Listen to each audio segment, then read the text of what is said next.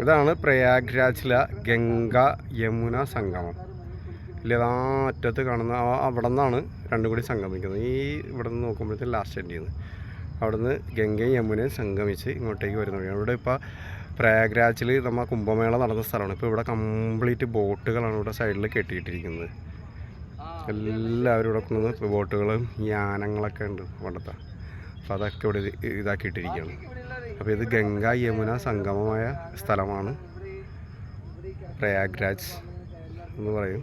ഇതുകൊണ്ട് വളരെ മനോഹരമാണ്. ആൾക്കാർ വന്ന് ഇതാക്കുന്നുണ്ട്. പക്ഷേ ഇപ്പോൾ ഇതിൻ്റെ ഇത് കഴിഞ്ഞാൽ ഇപ്പോൾ ആരും ഇല്ല. ഇപ്പോൾ ബോട്ടുകളും എല്ലാം സംഭവങ്ങളും റെഡിയാക്കിയിരുന്നു.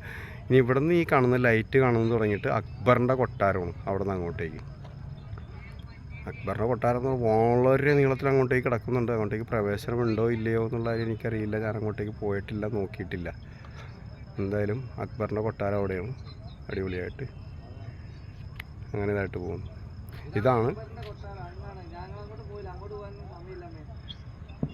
ഓക്കെ. അവിടെ കയറി കണ്ടാൽ കൊള്ളാമെന്നൊക്കെ ഉണ്ടായിരുന്നതാണ് അക്ബറിൻ്റെ കൊട്ടാരം. പക്ഷേ കാണാൻ പറ്റിയില്ല.